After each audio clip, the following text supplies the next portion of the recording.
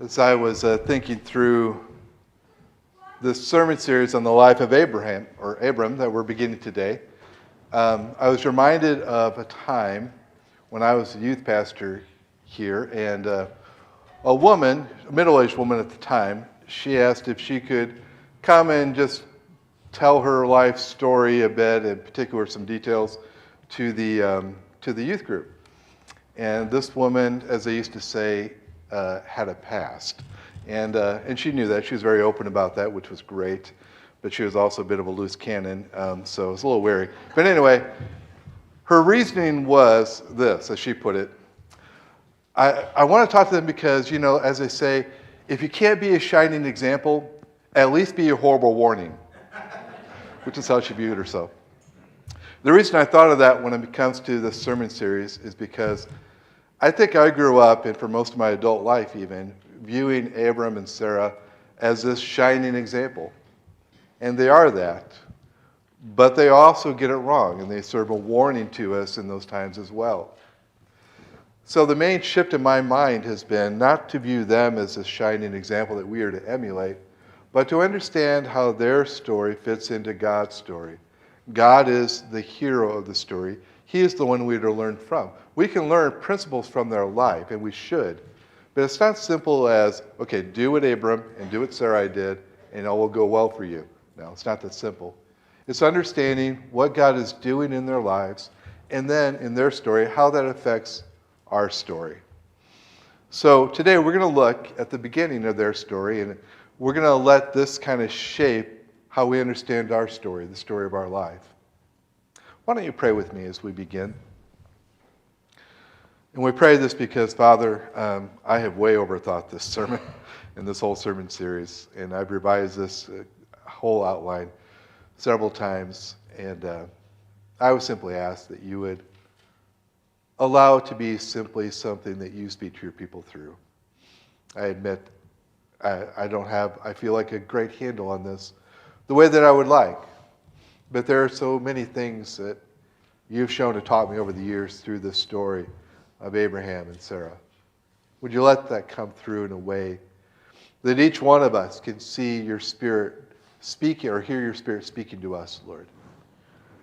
I'm not able to do that, but you are able to use any of us. And so we would ask you would do that, please, through the preaching of your word.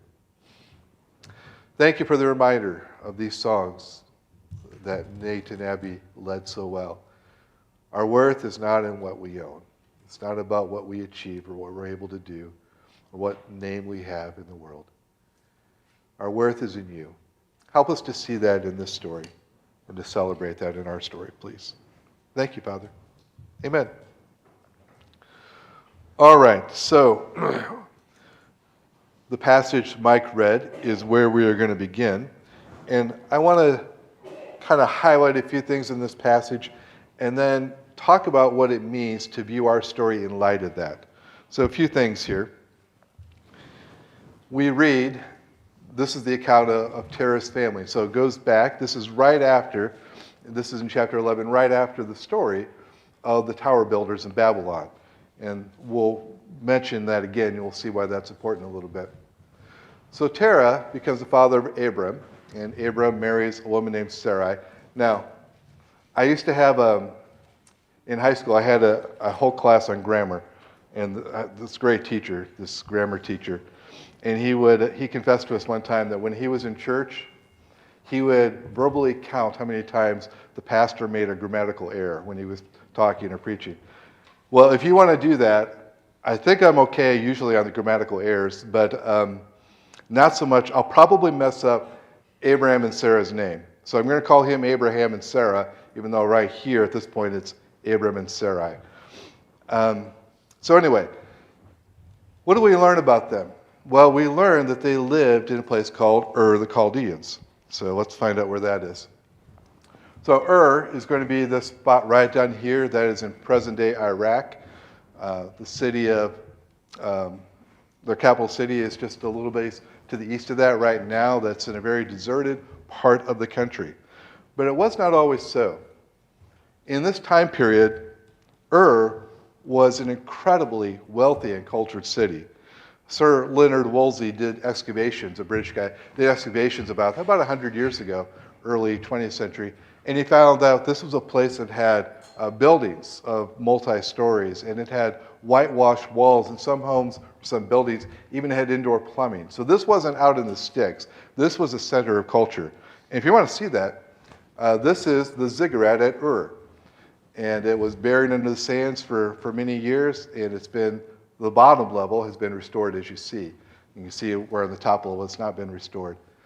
This is not a tower that a bunch of, a handful of rural peasants are going to build. This was a very, very cultured and very organized, very large city and community area.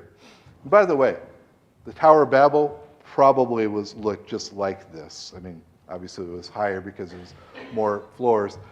But a ziggurat of this kind was used not to literally reach the heavens physically, but it was a meeting place in their terms between heaven and earth. It was a way that they could worship the gods in a special way and find God's favor in that way.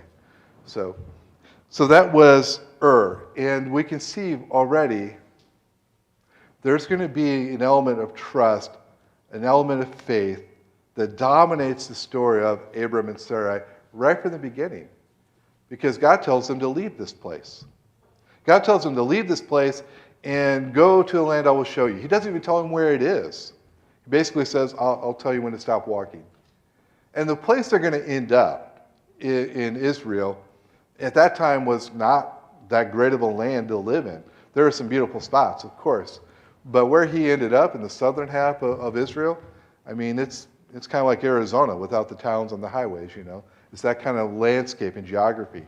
And it was not a settled cultural place at all. So right from the beginning, there is this element of trust. They're going to have to leave this wealthy, cultured society and go. And God's not going to tell them where he's going to end up. Well, first up, they go to Haran, or Haran. And you can see that here. And from there, they go to Canaan. Now, why did they do this? Well, it says in chapter 12, the Lord had said. Now notice the tense.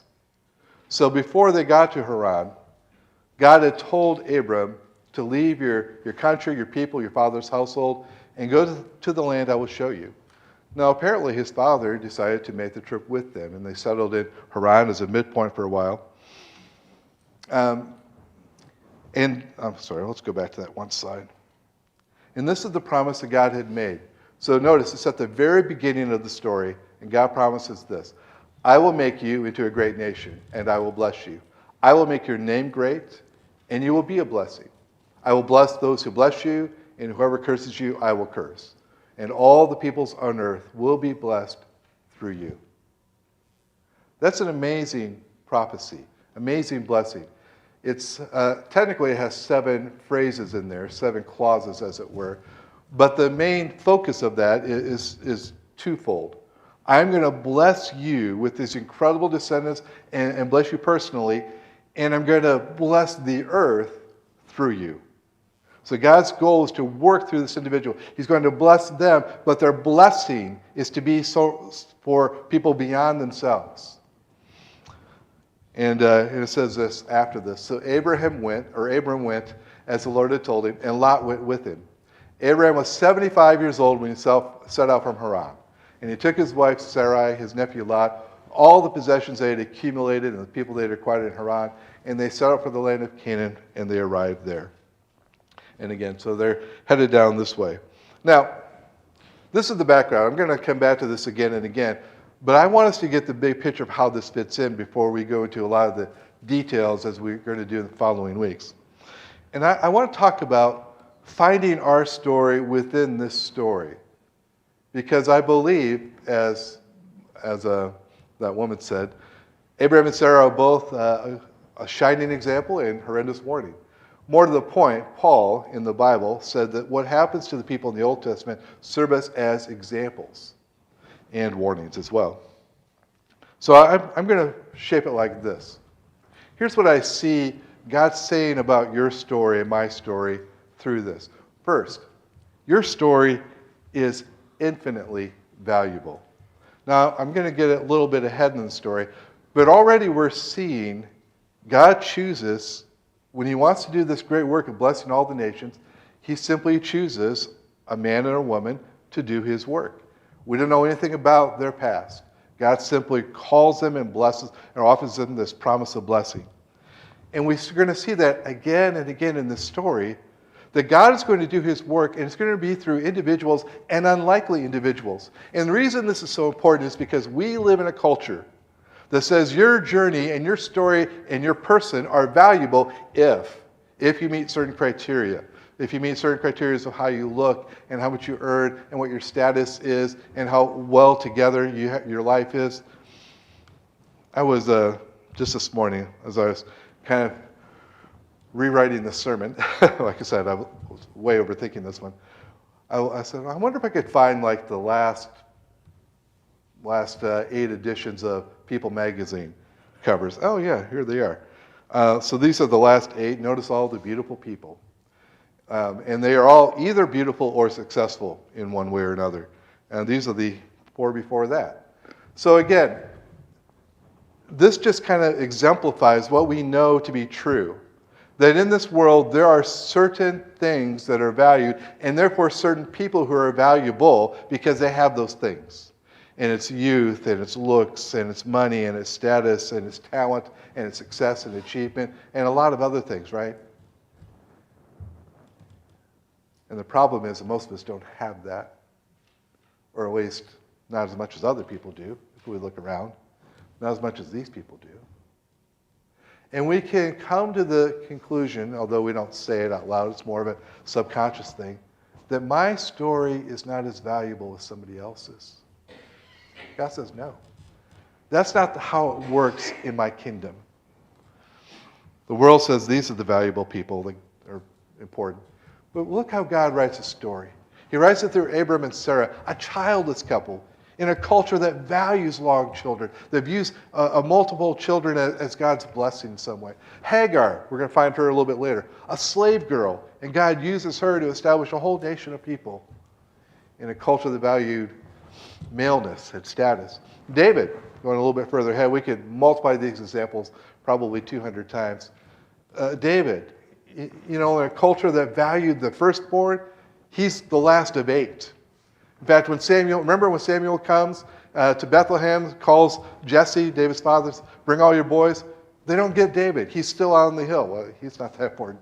Whatever's happening here, it can't include him. But no, it did.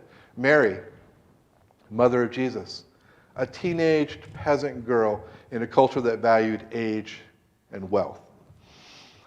So we're going to see it right from the beginning, and we're going to see it again and again. Remember that passage in Isaiah?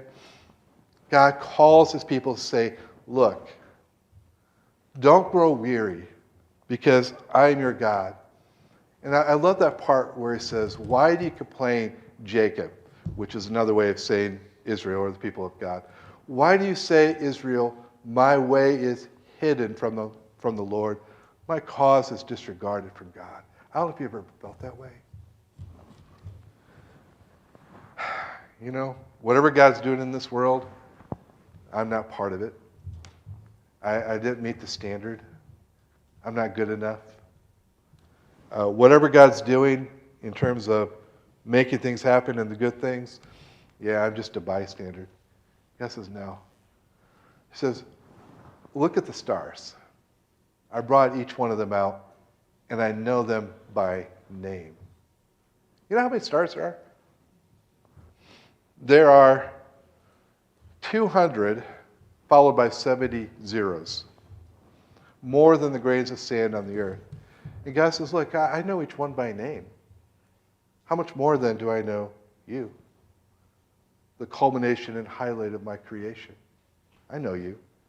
Your cause and your story are not disregarded from me. Well, here's the second thing. Your story is only going to make sense, though, as part of the bigger story. And that's part of the reason we don't see its value, because, well, we live in a culture that values different things than God does, but also because we don't see how our story fits in to the larger story. I was trying to think how I could illustrate this. Kind of like a Lego block, It's one thing, but its purpose is being attached to something larger. And in the same way, when we come to the story of Abram and Sarai, we see this couple. But when we understand the scripture as a whole, and we're reading it as God's story, we're seeing that it's fitting into something else. So there are two things that it's hearkening back to. And we're not going to understand the story of what God is doing unless we get that there is a contrast and comparison to the Adam and Eve story and the Tower Builder story.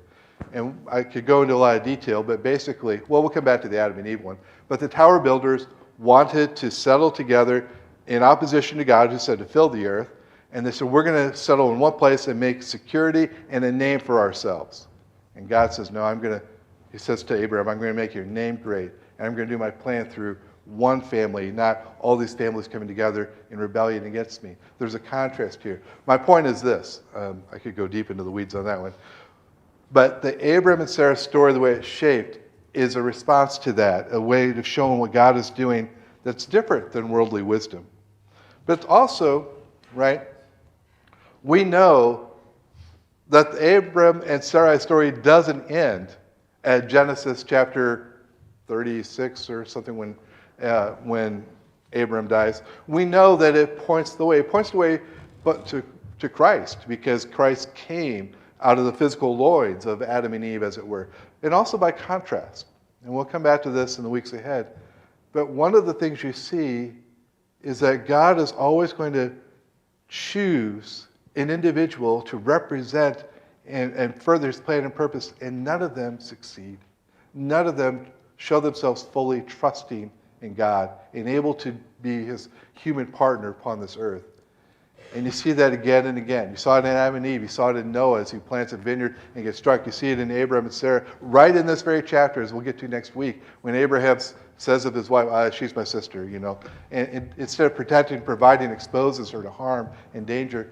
And we'll see it again in Abraham and Sarah. We'll see it in their children, especially Jacob, that rascal who does a million things wrong and God still blesses him, right? We're going to see it in David, who starts well, like so many others, and yet he falls into adultery and even murder. We're going to see it in Solomon, who starts well. We're going to see it again and again and again. And the question then, it's going to be heightened in your mind if you're reading this through the story of what God is doing. Will anyone come? Will there ever be a man? Will there ever be a human that can be God's partner, that can fulfill this righteous trust of walking with God? And the answer is yes. And all those things point toward, show the need for, heighten the need for Jesus. But secondly, if we're reading the story of Abraham, we're also seeing that he becomes the founder of two races of people, the Jewish people and the Arab people, and also three religions, Judaism, Islam, and Christianity. God greatly uses what he's going to be doing here. And then last, again, as we've talked about, he is a personal example for our story.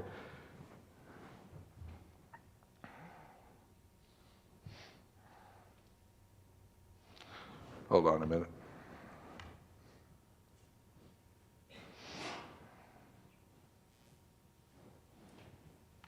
All right. Looks like our slides are not going to work anymore.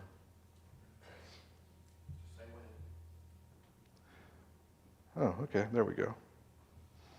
Yeah. Thank you, Greg. In the same way, there's you. And our tendency is to evaluate our own life into what's happening in our life alone, and then even more to evaluate what's happening in the present phase of my life. Yeah, I get that. Go ahead to the next slide, please. But you're part of a story that goes far beyond you. And next slide, please, Greg. You're also part of a story that goes far ahead of you. You're part of a story that's much broader in scope as well as time than any of us could ever imagine or understand. Go ahead and flip through some of those slides. Hold on.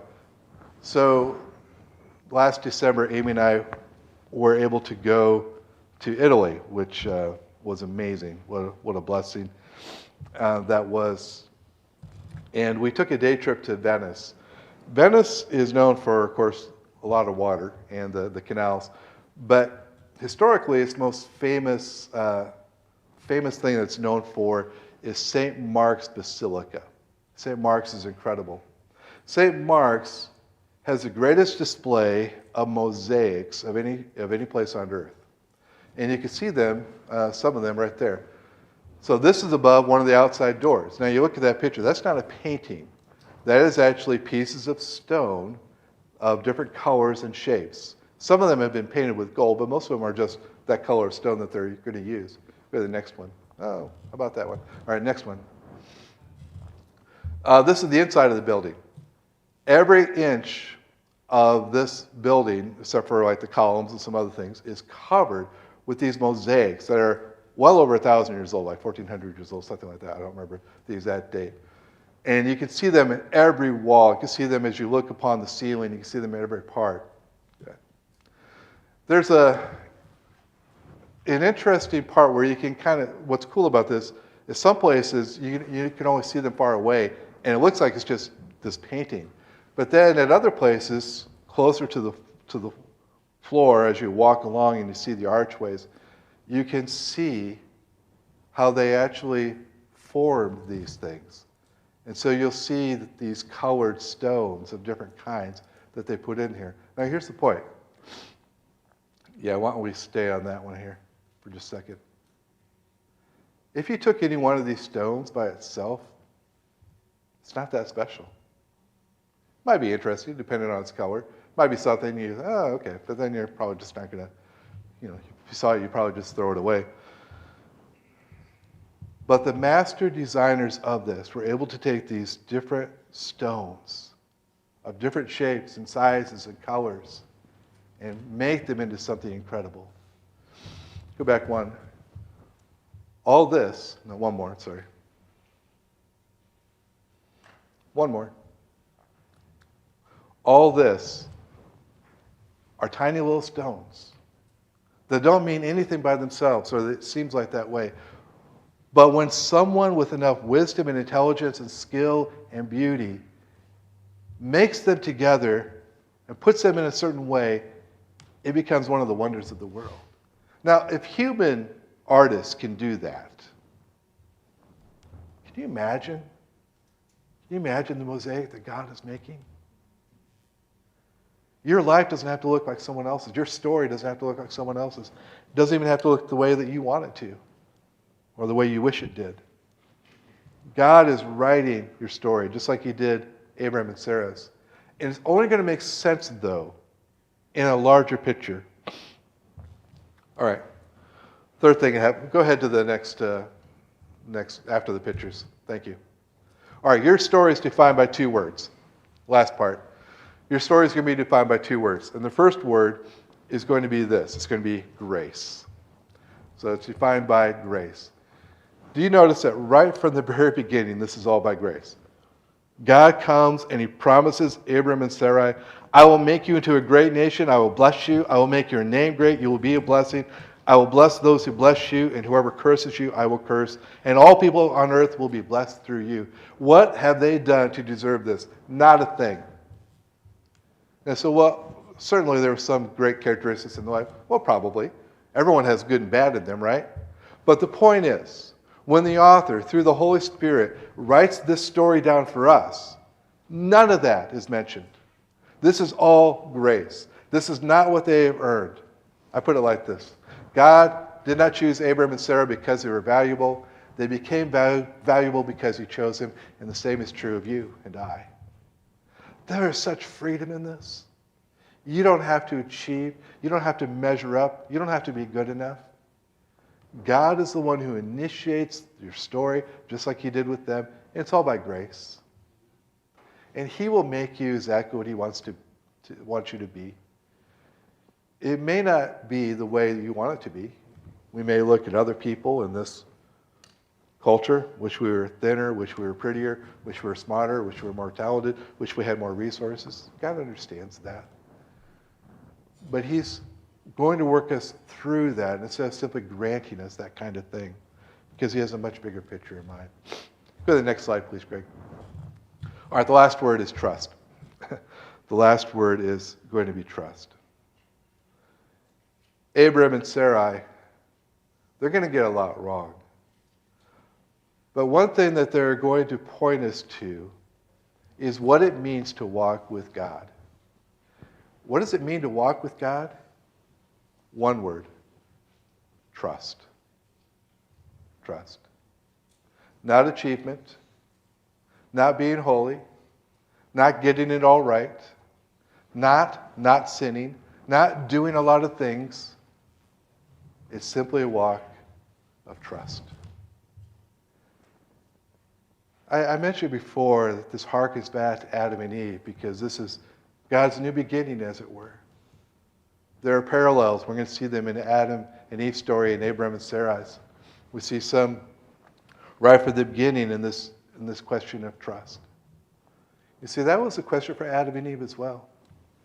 You ever wondered, why didn't God want them to eat of that tree of knowing good and bad, or the knowledge of good and evil? And I've come to a shift in my understanding about this. I believe God wanted them to have knowledge of good and evil, or good and bad. And the reason I believe this is because there's only 3 other times that phrase of knowing good and evil is used. And each time it's of a child who doesn't yet know how life is supposed to work, basically. And each time, for example, Solomon says, I am like a child who doesn't know good and bad. Each time it's meaning that it's an infantile or childish understanding that person is supposed to grow beyond.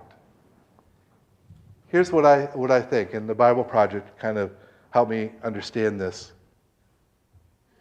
They needed, in order to be God's image within this world, they needed that kind of knowledge of good and bad. But the question was, were they going to reach out and receive it in a way God had told them not to? So reach out and receive and grab that through their own will and trust in their own goodness, their own mind, their own understanding, or were they going to wait patiently for God to grant them as they walked as a child with their Father? That was a question for them. And you know what? That's a question for Abraham and Sarah, and that's a question for us. The question they're going to come back to again and again, it's going to be highlighted, is this: are they going to trust God or their own wisdom? Because some of the things God's going to ask them to do, we even see it right here, leave go to wherever I tell you, are not going to make sense from a human perspective. They're just not. Because God is not valuing human values, or God's not thinking that way. And that's going to be our challenge as well. Your story is going to be defined by grace, but the response that God desires is not perfection, not living up to some standard. It's simply to grow in trust. You can define your own decisions where you struggle with. And there's a million ways to do this. Tempted to cheat just a little bit on your taxes, or some reimbursement, or something at your company. You're tempted to cheat. Why? Well, because it seems like you can increase your own good by doing that, instead of trusting God to meet your needs. You can tell a lie to manage your image. Why? Because you want your image, your name to be a certain way, and a lie seems like the way to get there, as trusting in our own wisdom. You can go out and look at pornography because you're trusting yourself that you know how to meet that need in your life that's designed to fulfill. You can multiply this in many different realms. The question is not, are we going to sin or not? We are. The question is, are we going to more and more live a life of trust? The more and more we're choosing to not trust our own wisdom, but God's. New York Times, I'm going to kind of close with this in one verse. New York Times had an article this week about Rich Mullins. Anybody remember Rich Mullins? Yeah. It was the anniversary of his death. What was that, 25 years ago? Can that be possible? Yeah, I guess it was. 25 years ago when he died. And so the article was written by a person who was a believer, and they contrasted Rich's very open and honest music with a lot of, the fluff that Christian musical industrial complex sometimes can put out. Anyway, he mentioned the fact that when he would sign autographs, he would always, as people asked him to do, he'd always put it, "Be God's." And he said this was kind of symbolic, because very often you hear the words from other people and even religious figures, "Be good." And very consciously he said, "Be God's."